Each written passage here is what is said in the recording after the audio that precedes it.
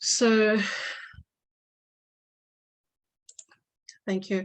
So I'm just mainly going to do the intro in terms of recapping what was done last time with the Six-Sigma model that we're still using the DOTH framework.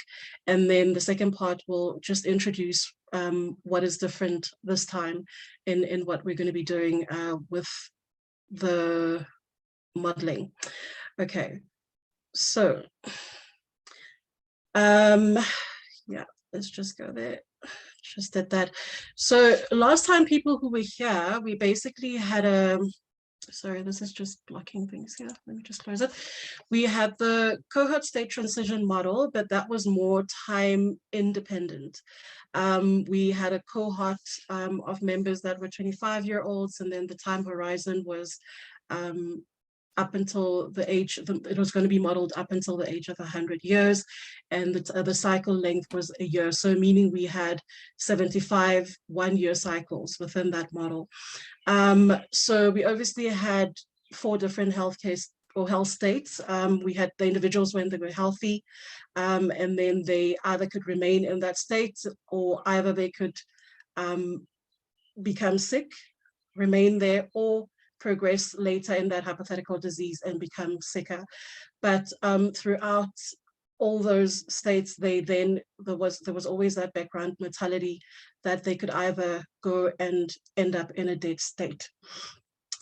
So with the time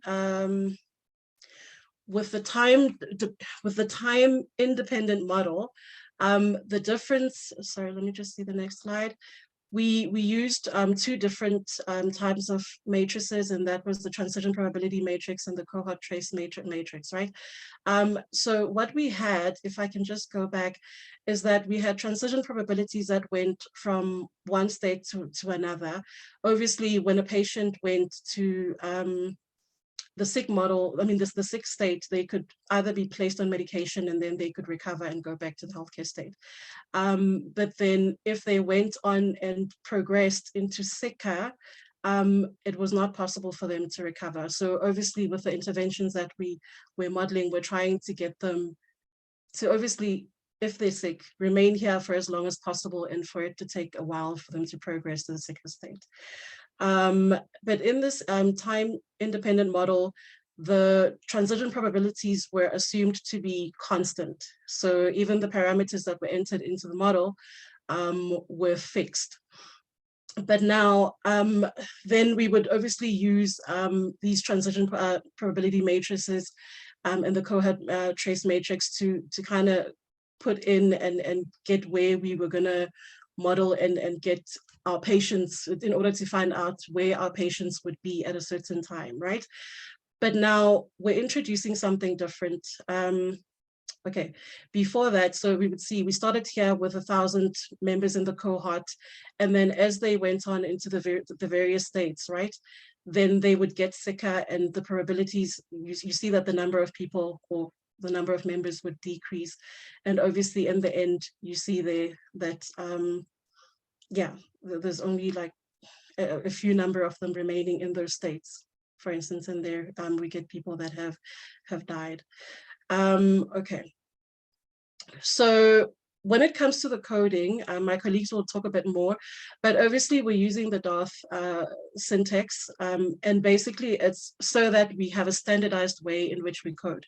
We're not saying this is the only way in which you can use it. Everybody's different, but it obviously, if we all try and follow this, then it's easier for us to have a standardized way of working and remembering why we did what, because sometimes we code and do things, and I've been guilty of it, and then you forget what you wanted to actually do.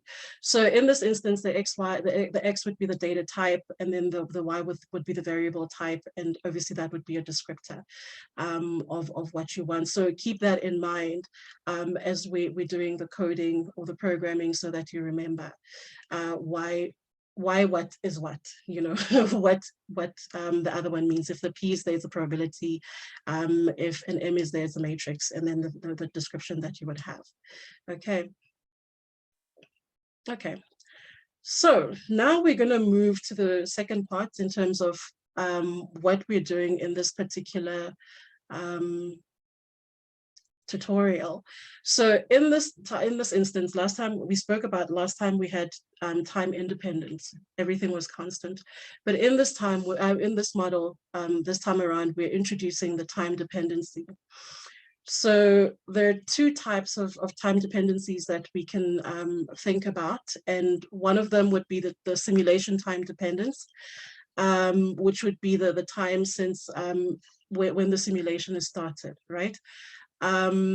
So you think about it in realistic terms. It's unlikely that you will get patients that will have the disease at the same time. There's always going to be variations and all of that. So what we're trying to do is to model something to be as realistic as we possibly can. That's the concept that we want to have here. So we look at it, and in this instance with the simulation time dependence, that's where you simulate the dynamics of the disease over time. And you would then look at things like background mortality of the cohort and so forth, and how the cohort would actually go about progressing in terms of the disease that they have over time. And then we'd have the state residence dependency. This one is basically the amount of time that is spent within that health state, right?